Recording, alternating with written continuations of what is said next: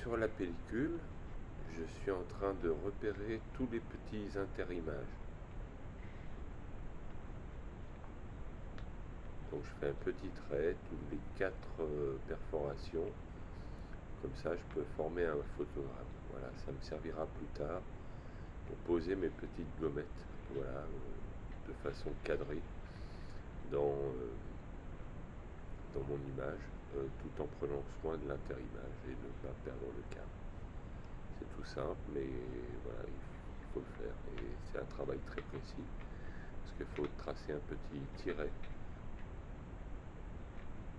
Ce que peut faire très bien une machine.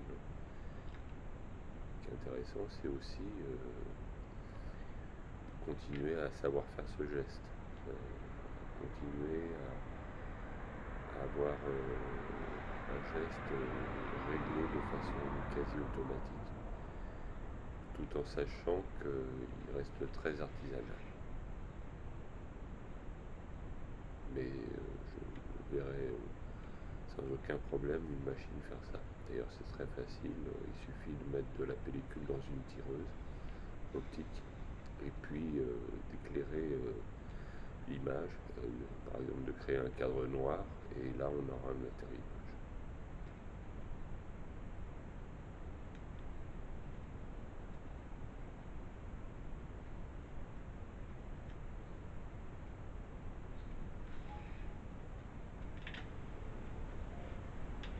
Donc je fais ça, et puis après ensuite je vais pouvoir poser mes petites gommettes qui serviront de réserve avant une javelisation partielle de la pellicule qui me retire en partie ou totalement l'émulsion qu'il y a sur le film.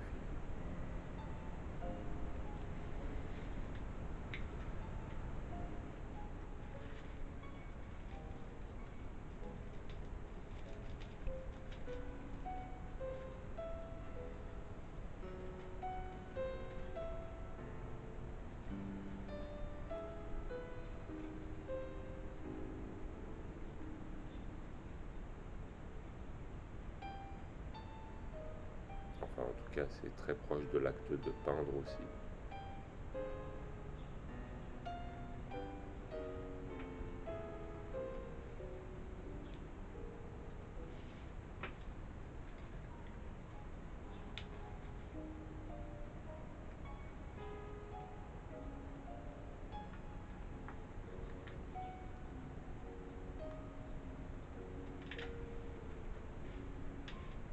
Ajouter et soustraire de la matière, ça fait partie de l'acte de peindre et de filmer.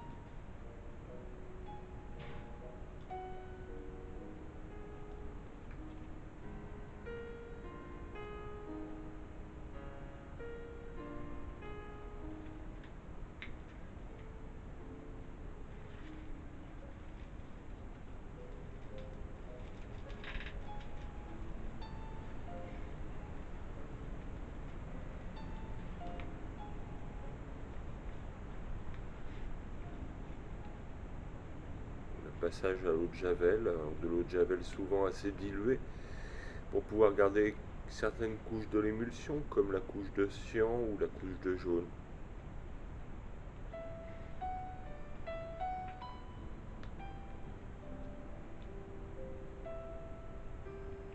De temps en temps aussi, je fais une javelisation totale. Donc je fais disparaître tout ce qui n'est pas protégé par la petite gommette. Et là, en l'occurrence, ce sont des œillettes glaceurs pour les écoliers.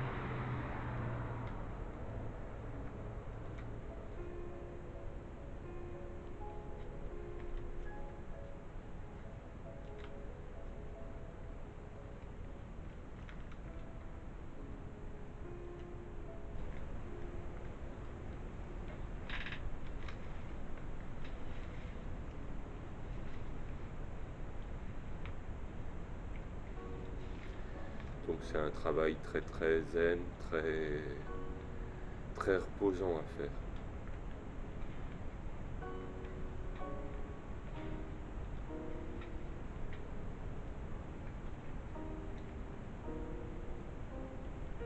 Très, comment dire,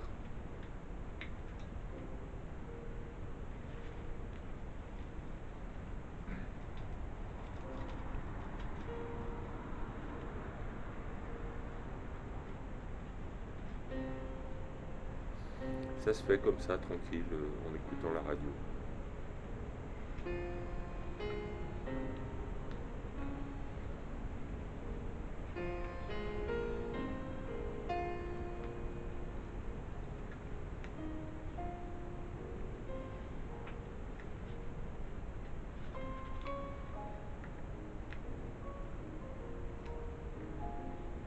Voilà, c'est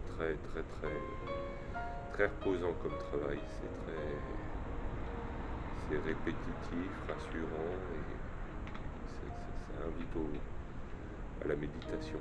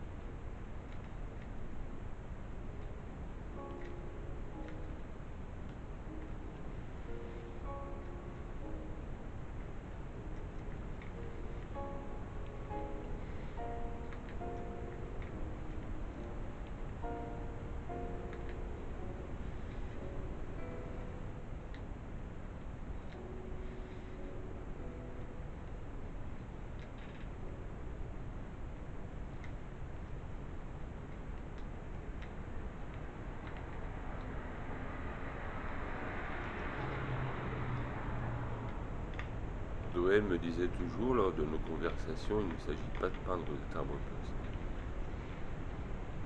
Donc je lui rétorque que comme ça, si on n'a que des timbres-poste pour peindre, comment on fait? Voilà, parce qu'il me chantait toujours qu'il fallait peindre avec ce qu'on avait. Donc vraiment, je lui repose la question, si on n'a que des timbres-poste ou un timbre-poste pour peindre, comment on fait? Alors il me répond sans se dégonfler, bah, si tu n'as qu'un timbre-poste, à part sur un timbre-poste. Donc bien plus tard, avec le cinéma, je me suis mis à peindre des petites images 35 mm qui ressemblent fort à un format de timbre-poste.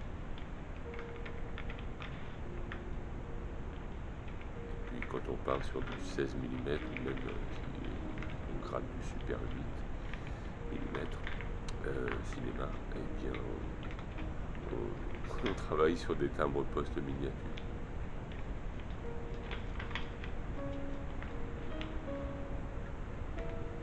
Donc c'est assez marrant qu'on ait parlé de ça ce jour-là.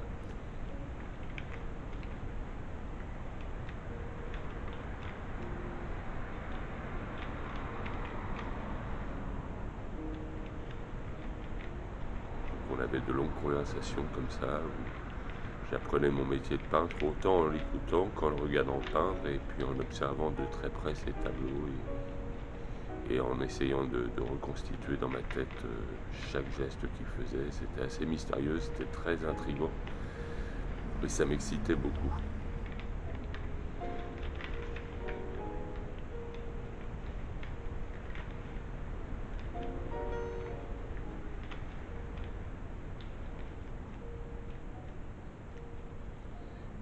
Donc je le regardais, je l'observais en train de peindre parfois, je voyais avec le calme et l'application avec lequel il faisait ça. Et ce qui était intéressant aussi, c'était de ne pas revenir sur un geste. Il ne fallait pas revenir sur un geste. Il s'appliquait à ne pas revenir sur un geste, une touche de peinture, ou le traçage d'une ligne, ou tirer une ligne au cordeau, à la ficelle. Voilà, il s'appliquait à réussir du premier coup le geste.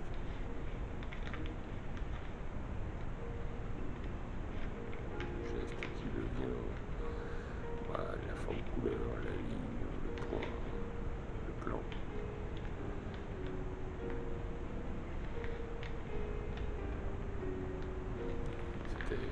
C'était passionnant. On s'est dit pas mal de choses à cette époque. Voilà, on parlait aussi de ses origines juives, de la Shoah. On regardait ensemble Shoah de Claude Lanzmann qui passait à la télévision.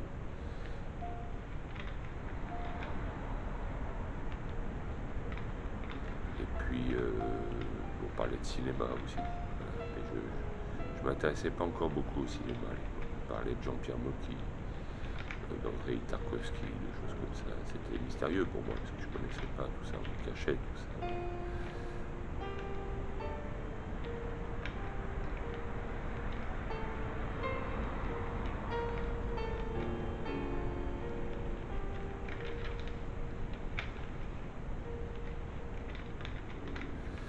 Et donc c'était un peu l'école buissonnière avec eux.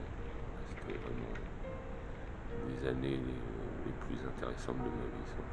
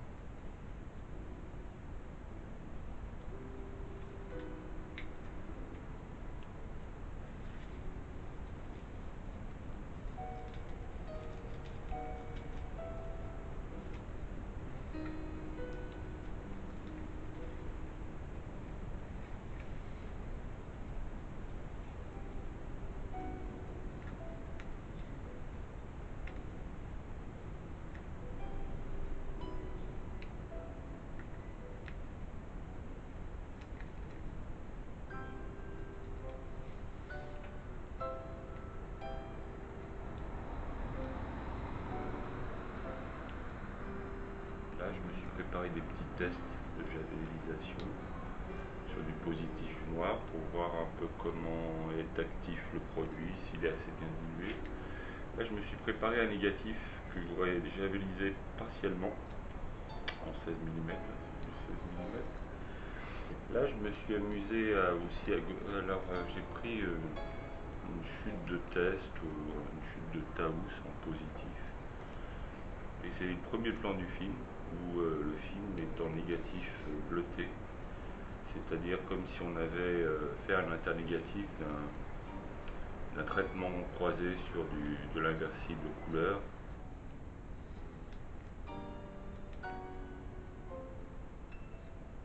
Donc à l'image un négatif. Et donc ces petites gommettes, elles vont servir à javelliser le négatif. Voilà, c'est des contre-types négatifs, positifs, et puis de temps inversibles aussi. Des inversibles en traitement croisé, des positifs en traitement croisé, des négatifs aussi parfois en traitement croisé. Bon voilà, là j'ai pris des positifs couleurs aussi, puis je me suis amusé à coller ces petites gommettes. Et puis donc j'ai fait une javellisation partielle. Alors c'est marrant parce que là où c'est dense, de temps en temps apparaissent du vert. Voilà. Et puis le reste du temps, quand c'est pas très dense, le jaune subsiste quand le produit est pas trop fort. Là, c'est carrément, ça a été quasiment effacé. Là, j'ai retiré les gommettes. Alors là, cette pellicule-là, elle est destinée à gratter à l'intérieur et puis mettre des petits motifs fourmillants à l'extérieur, en noir et blanc. Donc de noir et blanc extérieur et la couleur à l'intérieur.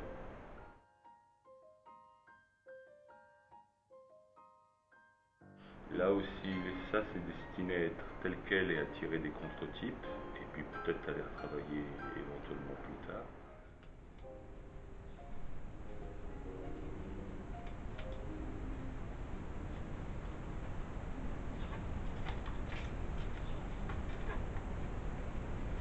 Là aussi, j'ai javellisé partiellement du 16 mm. Là, on a encore les petites gommettes parce que j'ai l'intention de réintervenir sur cette pelote. Donc voilà, c'est ce qui est marrant avec la javel, c'est sur les positifs, pas sur les inversibles de type Kodachrome. Quand on met de la javel, ça retire la couche de magenta et puis la couche de jaune. Et on est sur la couche de bleu en dernier. Alors ça donne des bleus différents. Là, c'est plutôt des jaunes et des verts. Et là, c'est marrant parce que au centre, on voit bien qu'il y a du magenta. Et la couche de magenta, elle, a disparu dans les bordures. Donc voilà, là où c'est pas dense, ça reste un peu jaune. Des reliquats de jaune, avec des jaunes différents parfois. Et là où c'est dense, il reste parfois du vert. Et quand le vert disparaît, il y a des jaunes qui sont plus denses que les jaunes de l'endroit où c'était moins dense sur les films. Là, j'ai prévu de réintervenir sur la pellicule, c'est pour ça que j'ai laissé les gommettes. Je vais même mettre des rustiques pour mettre des gommettes là où c'est un petit peu au rinçage de la pellicule, ça a un peu attaqué les gommettes. Parce que là, ces gommettes se décollent très bien, celle-là en papier, quand on laisse dans l'eau froide 48 heures ou nuit ou 24 heures.